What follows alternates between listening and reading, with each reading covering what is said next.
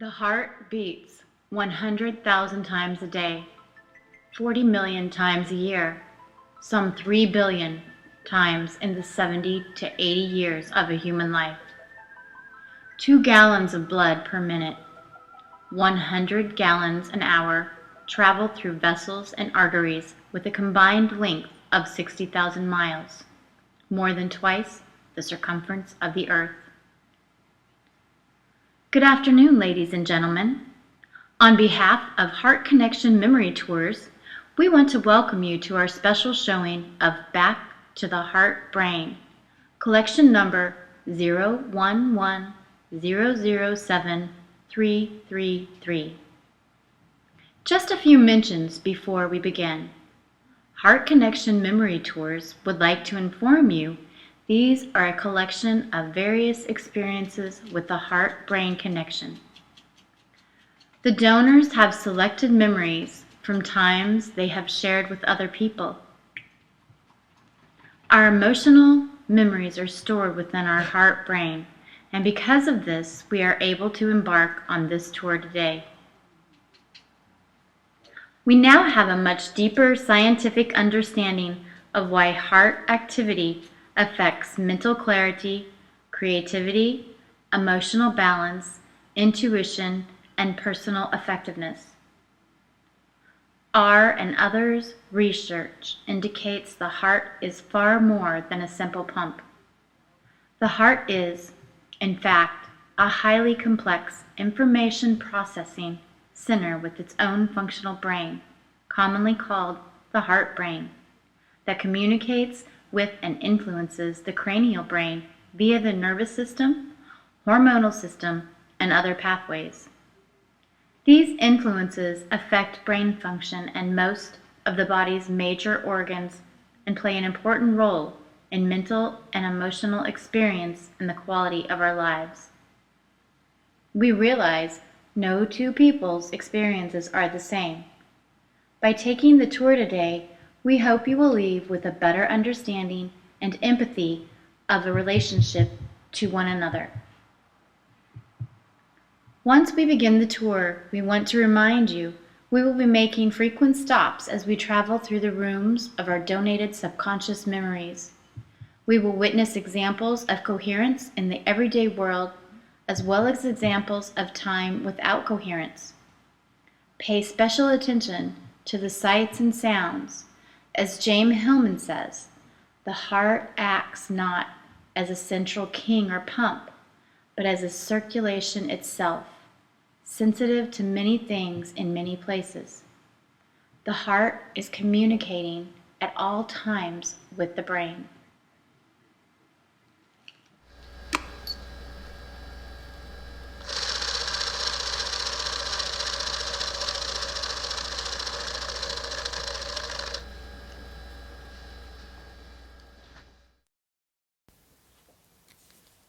It was around 5 a.m. when we left for the hospital, and as I'm sure it is with a lot of new parents, the day my daughter was born was one of the most anxious and beautiful days of my life. With my daughter's mom in the passenger seat and me driving, everything we'd heard and all the education we received along the way about having a baby didn't seem to settle our nerves on this day.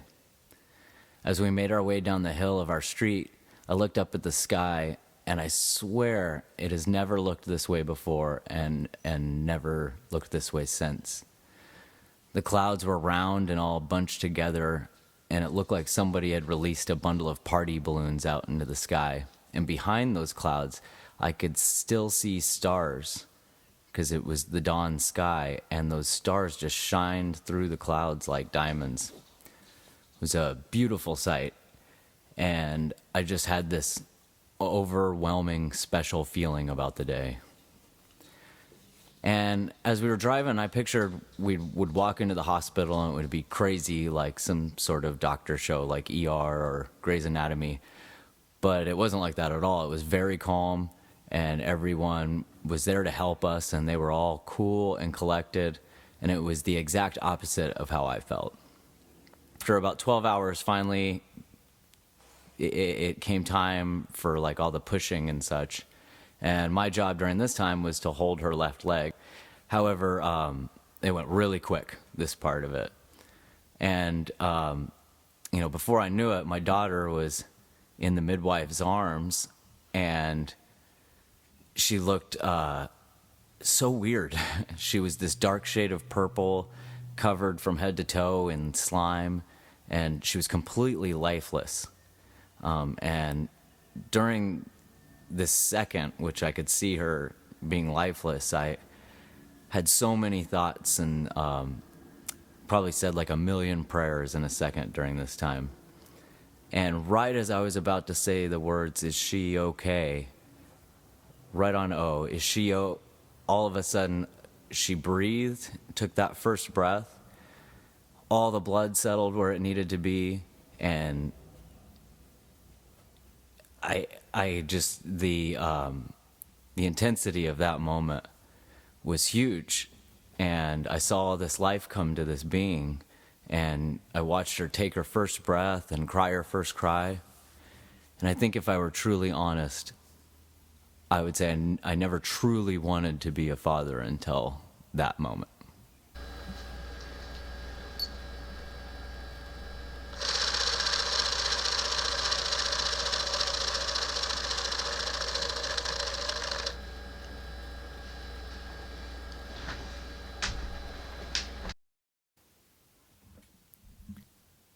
I remember in middle school is when I probably first realized that I wasn't popular.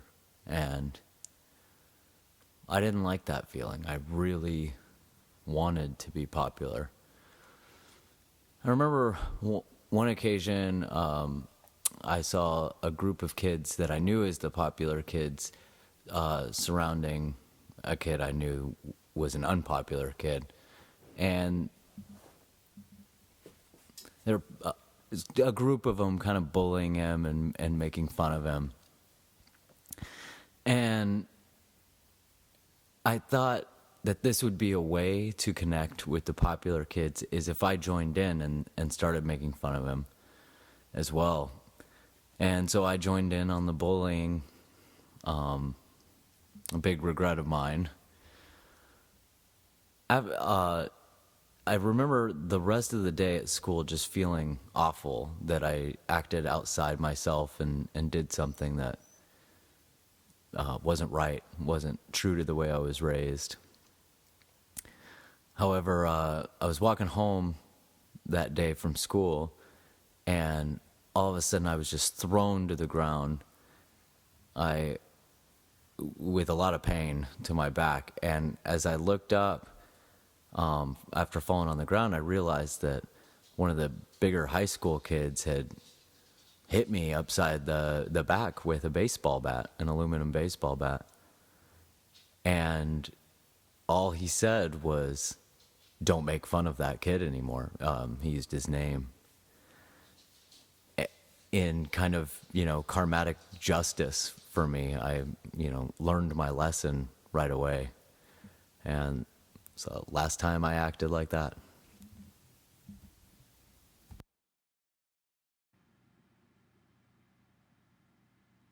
Separateness is not resolved by being in a group. It must be resolved alone. The satisfaction that comes from being with others can become addictive. We need others so that we do not have to confront inner emptiness. And after a while, when being with others becomes a habit of avoiding ourselves, strife and conflict begin to show up in the group. We cannot feed off of the soul life of others without dire effects. Starting, belonging, or trying to find community without developing the individual interior capacities necessary for community assures that we will fall unknowingly into the shadow of community. Robert Sardello.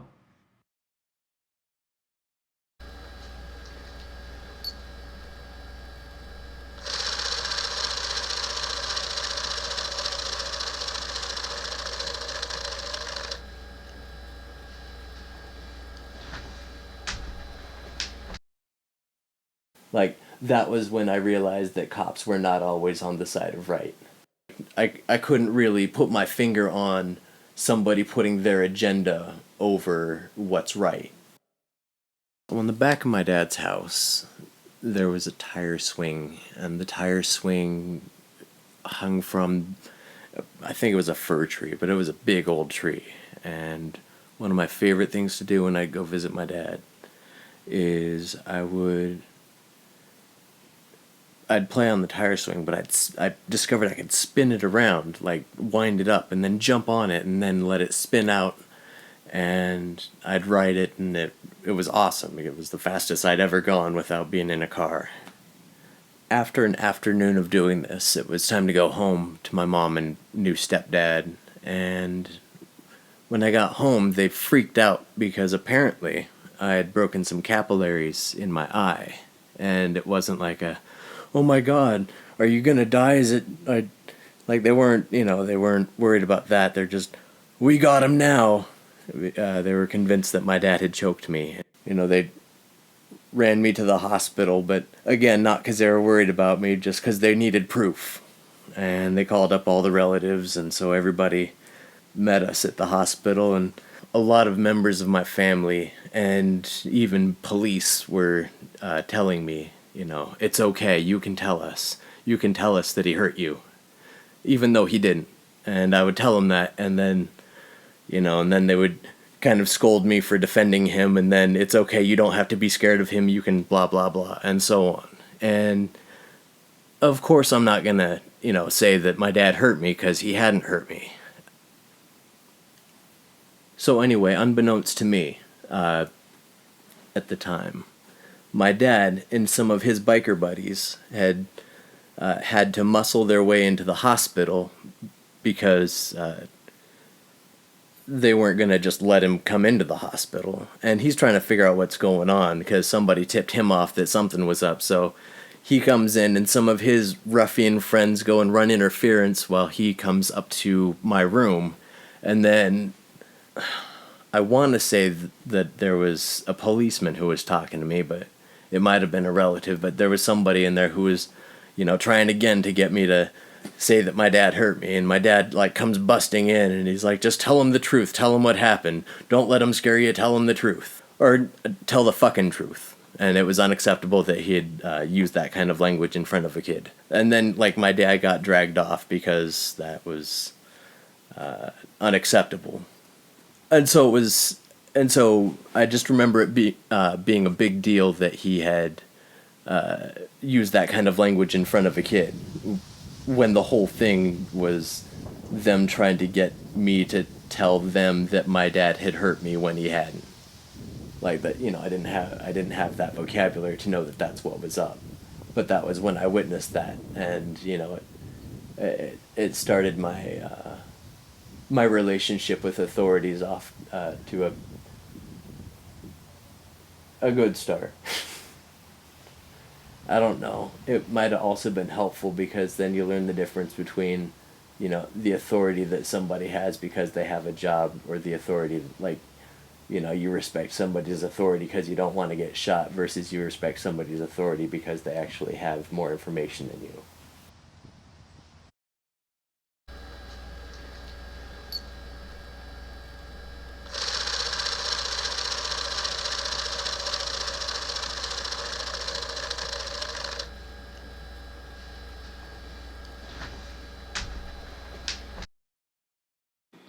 The first night we went to a campsite with a picnic table, and we set up our camp and cooked over the campfire. We had some s'mores. The second day we went hiking a little deeper into the camp place and had our main base.